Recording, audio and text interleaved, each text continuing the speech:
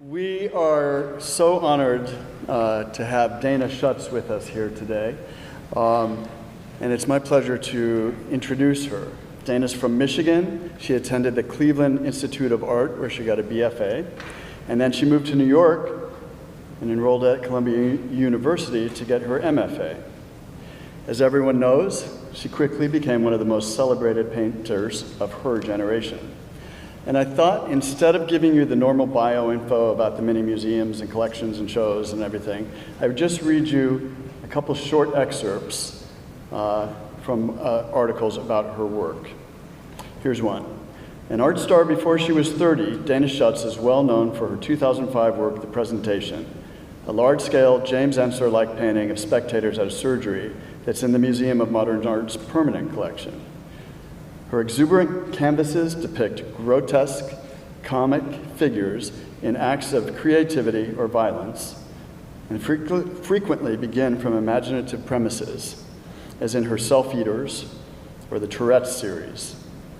With vibrant use of subject, form, and color, Schutz's works variously recall artists like Philip Guston, Pablo Picasso, Jean Dubuffet, and Kees van Dongen. Here's another one. Schutz, who is in her mid-30s, belongs to the generation of artists who grew up in an epoch where painting was routinely thought of as a dead practice. One just couldn't be a painter. Doing so would be to enter a dusty domain crammed with empty signifiers. It would mean that you were doing something obsolete, like speaking Latin to the drugstore cashier. Instead of accommodating herself, like a good student, to the pressures of the historical moment, Schutz turned the tables. If painting was no longer possible, then what would it mean to depict the impossible in bold colors and clear forms? Both macabre and funny, her early painting, Face Eater, is joyfully defied the doxa, the repressive discourses demanding conformity. We're thrilled to have you with us, Dana. Come up.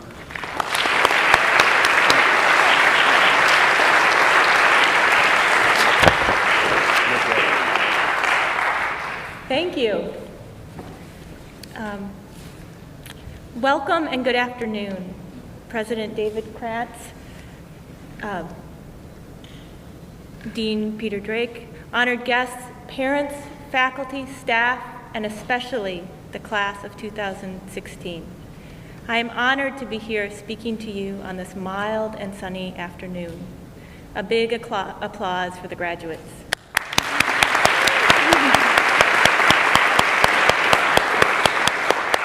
You did it! You completed an astonishingly rigorous program, unique in its devotion to technical skill and application. You looked until your eyeballs bruised. You developed a touch so sensitive that it can modulate the most varied surface, making inert material come alive. You have had late nights working around the clock, feverishly working and reworking, sometimes in hell, probably mostly in hell, but also, if you were lucky, caught up in an unstoppable rhythm, witness to a work of art in the process of making itself, at least until the next morning. You have no doubt from time to time become a human sailboat, hauling canvases and drawing pads across windy intersections. And you have developed a superhuman grip and keen awareness of your own personal wingspan, lugging all manner of heavy, awkwardly shaped objects up and down narrow flights of stairs, corridors, subway turnstiles, and immovable door frames. Artists are the best movers. You can take a quiet ride. Artists are exceptionally strong in other ways. You have weathered 2 years of intense critique, had to develop a perspective, take things in stride, and interrogate everything, often going completely back to the drawing board. You have spent many nights, again with the late nights, debating and critiquing and hopefully dancing, laughing, conspiring with, and consoling your peers. These people will be your safety net going forward. The discussions had and friendship forged here will play a vital role in the shape of your outlook, sense of self, and generation. Together, you will build and share a world. You have survived all of this, and I'm sure much, much more. And today, we celebrate and reflect on this moment. You are passing from one period of your life on to the next. Now what? If you are like how I was, then you are completely freaked out. Relieved to be out and excited for the future, but still super freaked out. Time, it seems, without the artificial calendar of semesters and weekly critiques, with their promise of eyes on your work, seems to stretch out for an eternity. It's just you, your work, and an unknown horizon of time ahead of you. There is probably no other period of your life that you would want some semblance of certainty other than right now. And this is particularly ironic as you have bravely embarked on arguably the most uncertain of fields. But back to the present moment, back to a more tangible freakout. Not only is there more moving, but there is the panic. Quick, find an apartment, find a studio, find some sort of parallel job that doesn't completely suck your time and soul, or just find any job, really, for the time being, one that allows you to live and make work.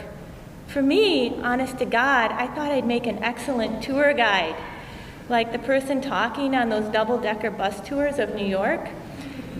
This was something I thought I could do, maybe because I like people, especially lost people, although I can't drive, and I spend most of my time lost myself, and my voice sounds like this. So, not really the most realistic option. My first apartment out of graduate school was a one-bedroom that I shared with 2 other people. It was intimate. You could basically access all features of the kitchen from a seated position. One of my roommates lived in a pen in the living room. Some nights I could hear her quietly weeping from my room 6 inches away. I found a studio nearby. That was the best decision I had made at the time, other than ditching my tour guide dreams. The studio was my first priority. Live as cheaply as possible and find a good or adequate place to work. You hopefully will be spending most of your time at your studio anyway. You have so much momentum coming out of this program, and with all the hubbub after school, it's so easy to lose the thread. Larry David's mother once said, "You always need someplace to go." And that's true especially for an artist, even if that place is your kitchen. My studio at that time had rats, big ones, like the size of your shoe, all over the place. At 5 a.m., I used to have to stomp down the hall to get to the bathroom, scattering what seemed like a runway of rats. I loved this building, seriously. A group of friends from graduate school and I had moved here together. That following year, we built out a studio space in Gowanus, Brooklyn. Working around this group of friends was essential to my survival as an artist.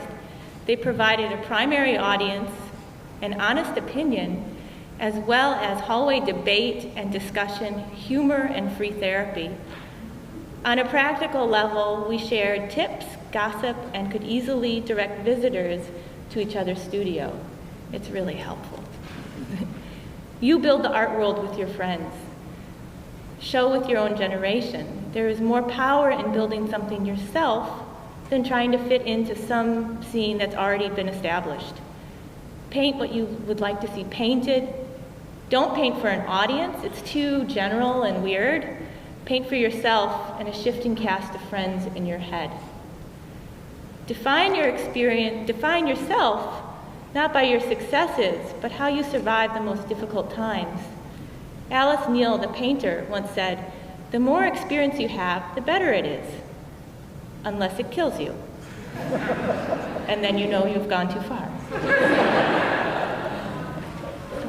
A quick traumatic story about the first time I showed my work. On October 11th, 2001, I received a call from a visiting critic at Columbia. He had recommended me for a group show at a major contemporary museum in the city. The show was opening in 2 days. I totally flipped out. I quickly grabbed my bag of slides. This is when artists were still using slides, and got to the museum pronto to meet with the curator. He, of course, selected my least favorite paintings. I thought, I can't show these. This curator clearly doesn't know all that I can do. He hasn't seen my new paintings. This is typical. So I promptly loaded the entire contents of my studio onto a U-Haul truck and hauled it all to the museum because I was a spaz. This behavior, I later learned, is not the ideal way to go about a show invitation. Anyways, I laid out the work, and the director of the museum came through and systematically went through each one of my paintings. She said, "Ugh, horrible, terrible, what is that, doomsday?" Then she finally turned to me and said, "You must be the worst painter I have ever met." And then to this I stammered, "Thank you?" I was mortified, completely crushed. I thought, I didn't ask for this, but I did. I decided to become an artist, and a big part of that is having the work seen and often not liked. It's what I signed up for. And in a way, for an artist who could dream of a better first story, all I could think was, well, now I can handle anything. It can't get much worse than this. When the work was finally installed and my morale crawled back to earth, I walked around the museum and noticed that most of the other paintings were immaculate. They were taped off, painted with enamel, photo-based, and dealing with architecture or globalisms. My paintings were not like this at all. There were smudges all over them and all over the sides. They were lumpy, literally, very lumpy. I think there was actual hair in some of them. They were hand-hewn and narrative, and they were, gasp, expressive. No wonder the director hated these. She was really into minimalism. From that moment, I felt empowered, proud to not fit in, and I felt that there was something to fight for. A big part of surviving as an artist is developing the stories that you tell yourself. Have a mantra, be delusional. The horrifying feeling of being lost with your work doesn't go away. Only your stories improve. You hone them, they are essential, and if they are good, they are reliable. It can be simple. Recently, while wiping away huge swaths of a day's work, I had been chanting to myself, something better is coming. To the parents, I know this is all now sounding extremely terrifying. Rats, human sailing, brutal rejection, tents in the living room. Now solitary chanting, but there are beautiful, glorious aspects to being an artist too. As an artist, you have the potential to communicate what it is to be human, to be in front of that particular material at that particular time in your particular body, and to be able to identify and feel that human connection when looking at the other art, even the most ancient. You can design your life. You decide when to work, where to live, your community. You create your own personal credo. And in your work, you can reorganize the hierarchies of the world, creating a parallel and essential space that can act out, possibly affecting real change. Another perk, as an artist, you never really have to dress up or deal with your hair. People will understand. You're an artist. All you really need is eccentric eyewear. Other than that, you can pretty much wear your pajamas. Pulled over for speeding? Just tell the policewoman you are an artist or that you are making a short film. This will create a space of doubt, if only for a moment, and then maybe no ticket. And here I would like to make a case for uncertainty. that fabulous condition which suspends life in infinite play. It is the hallmark of being an artist and of life itself. Nothing is certain, not in your life or work, and nor would you want it to be. Death is certain. Everything else is process. As an artist, you have to be at home in uncertainty. A paradox, really. On one hand, you have to visualize goals, fabricating a sense of confidence and direction to keep going. And on the other hand, you have to fully embrace the unknown. Your life, like hopefully your work, will never be finite. You will invent it, responding as you go along. To the class of 2016, I wish you glorious process. Trust me, something better is coming.